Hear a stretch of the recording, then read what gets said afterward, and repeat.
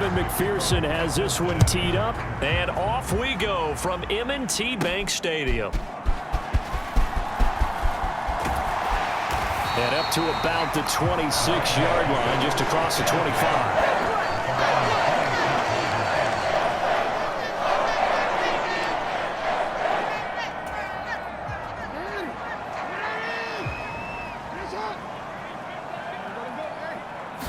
Jackson looking to throw right away. Escaping the pressure right. And he gets this one just shy of the 40, down at the 39. That's a gain of 13 and a very solid opening play for this offense. That's the first time he's called his own number, but he's got to be overjoyed with the results. He wasn't just going to settle for a modest gain. To me, he was determined to come through with a big message to a defense that slept on him in the pocket. That's going deep for Bateman. And it is incomplete. Good positioning there downfield to break that one up.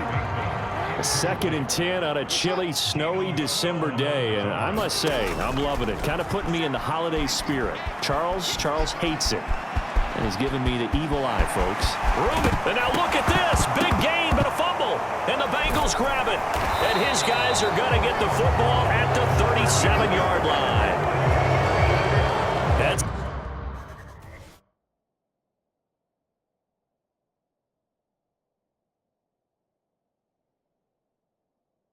good yardage there, too, before he fumbled that football, Charles. Yeah, just think about it this way. Running backs, as a general rule, they kind of know when the end of a run is near, and you notice how they cover up, right? They protect the football. Sometimes quarterbacks forget that out in the open field.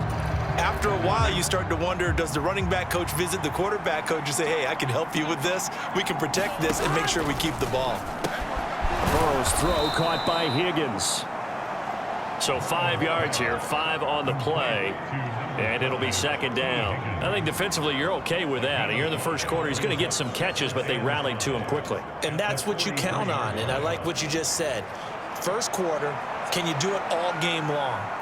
They catch it, you tackle them, they go down on the spot. Because when you're able to do that and you don't give up big chunks of yardage after the catch, now you put the offense in a position where every series they have to work hard to pick up first downs, and you tend to stall them out when you do that.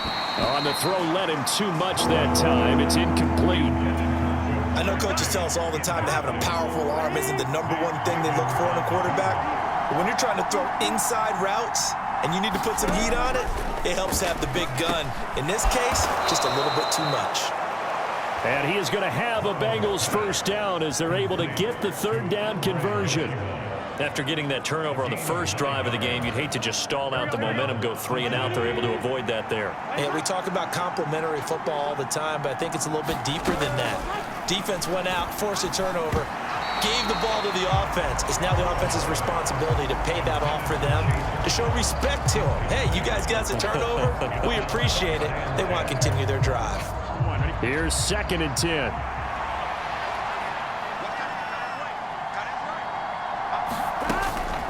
They'll run for the first time here with Brown.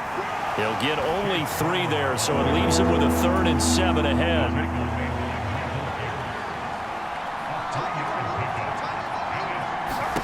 They're passing here. Joe Burrow. That's caught by his big tight end, Mike Gesicki.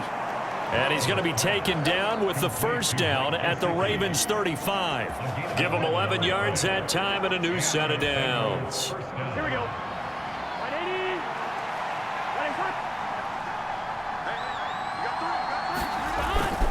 Burrow on play action. And down he goes. They sack him back right around the 41-yard line. Work to be done here on 2nd and 16 after the sack.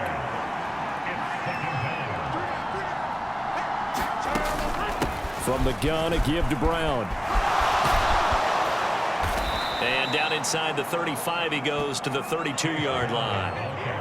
9 yards on the pickup that time, so he got more than half of it back, but it's still a 3rd and 8. They'll be in search of 8 yards here as they hope to convert the first down. On 3rd down, Burrow.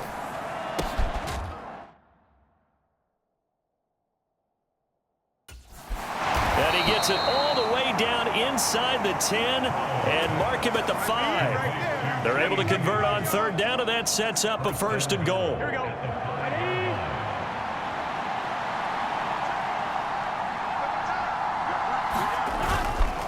They'll give this up the middle to Brown.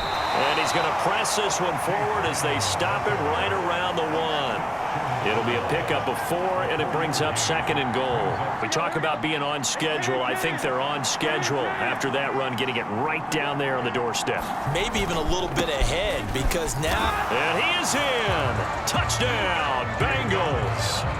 Chase Brown Taking it in from a yard out. And the Bengals are on the board first on the road here in Baltimore. So important in this league to capitalize on the other team's mistakes. And here they force the turnover on the opening drive, then come right down and score. And I would add that it's important to capitalize on other teams' mistakes early. That way, you build confidence for yourself and your team. You start playing a little more freely. And you let the other guys know we're prepared to play. Evan McPherson now for the PAT.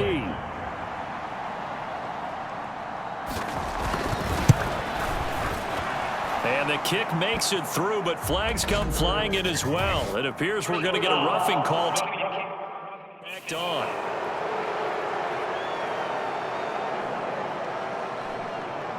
Uh-oh, flag comes out here. This is going to be roughing the kicker. When you're going back there on the kick block, you've got to go to the right point. That didn't happen. Ran into the kicker. The penalty flag had to come. And this will be a touchback as that sails over the end line. Baltimore set to take over here for their 2nd possession of the game. They had the fumble on the last drive, wound up leading to the opening touchdown. Now they'll try again here, 1st and 10.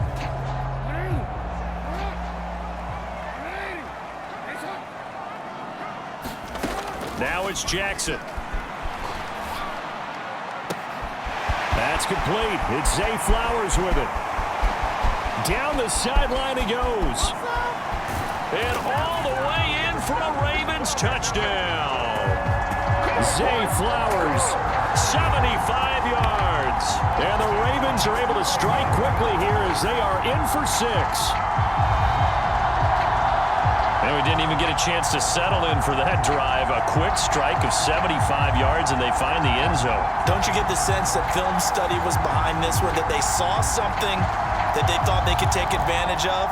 The key is calling it in the right situation, knowing when it exists to go to it. They did exactly that. They've got to feel really good about what they did in advance of this game. Just looking down at the sideline now, their defense is like, man, can you have strung that out just a few plays? Give us a break. Back out there. Hey, man, get that water break and get on out there and play.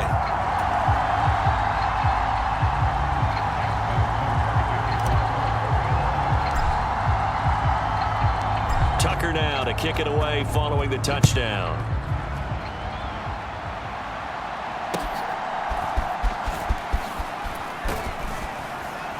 And they will wrangle him down a couple yards shy of the 30.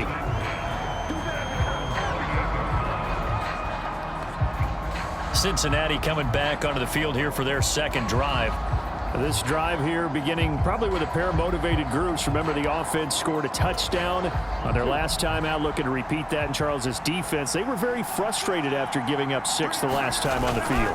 And frankly, it's just a battle of wills in a lot of ways, because you know they're both motivated, they both game plan for this drive, and they both have specific outcomes in mind. To me, it just comes down to who can execute better and which side can step up and assert its will over the other. And his throw is incomplete. How about that? Red man coverage and decided to test him early, but they proved up to the task and forced the incompletion. Burrow on 3rd down. He's going to get that to his running back out of the backfield. And he is out of bounds inside the 35. A big play that time on the catch and run. 32 yards. So in Raven territory now. Here's a 1st and 10 down at the 33. And he can only manage to get a couple. 2nd and 8 coming up. And we got a pause following the play because it appears a member of the Bengals in some discomfort. So as the medical staff takes a look, we'll step aside.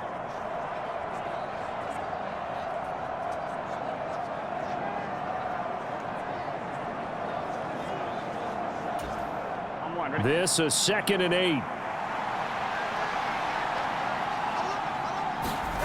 Now it's Burrow. His throw incomplete. Looked like he had a couple of different options as far as who to throw to on that play. Who am I to say this, but I'm not sure he made the right decision. Well, the window of opportunity is always going to be small in the NFL. That's why those quarterbacks who make quick decisions and have quick releases have the most success in this league. Burrow will throw. He's got his target. That's complete. And he's going to be taken down with the first down at the Ravens' 20-yard line. The Bengals passing game finding a rhythm. They've got another first. Well, I think when they look at their offense, they think to themselves, weapons everywhere, and they want to move the ball around. They want to spread it to different people, but you absolutely know they want to get this man involved as well, and that's what they just did on that play. Here we go. Here we go. Big 13. Big 13. From the red zone now, here's Burrow first down. And this throw a bit late as he couldn't reach back for it. Not sure what happened there, but he just didn't get the right read on the coverage that time. Pass wasn't where it needed to be, and that'll send them back to the drawing board.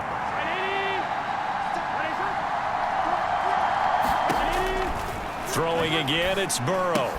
He'll get this to his tight end, Gesicki. 4 yards the gain, and it'll bring up a third down. Well, that's always a good place to throw it just because he's one of the biggest targets not only on this team but in the National Football League. And you and I both know the quarterbacks love these large-bodied tight ends, and why not? Nowadays, the really wide receivers who are just taller and have a little bit more weight. These guys catch the football, make big plays downfield. In the old days, we wanted them to block. Now coaches want them to catch the football first. Well, that play there was certainly a scouting report special because coverage was all too aware that this close to the end zone, he's going to become a bigger weapon for that offense. And they were there to help force the incompletion. McPherson's kick is good. And they stake claim to the lead here. It's 10-8.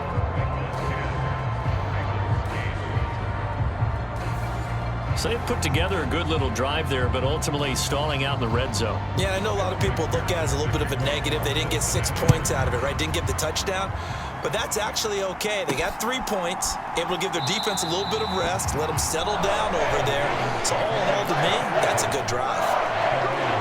Baltimore about ready to go on offense. Well, partner, you know, coaches always say that every play is designed to score a touchdown. Sometimes that's not really true, but last drive, that was the case. One play to get into the end zone, and now they'll try to duplicate that success here. And it's rare for those moments to happen. Incredible when they do. And you saw the celebration. Pure, unbridled joy after that. There he goes, right side. And all the way in for a Ravens touchdown. It's a scintillating run by Lamar Jackson, and the Ravens are able to move back in front. Well, we've certainly seen this before, CD. No one can quite electrify a crowd like Lamar Jackson, and really don't know what else to say other than that was special right there. I think you pretty much said it all, but I go back to what you said about electrifying a crowd. He's also electrifying us, and we're calling the game. This guy's simply sensational. Jackson and the Ravens still on the field. They'll go for 2. And he is into the end zone as that pushes the lead up to 6. So 2 successful two-point tries now for them. And you know what it does? It gives you a boost, a huge one for your team because, hey, you're down.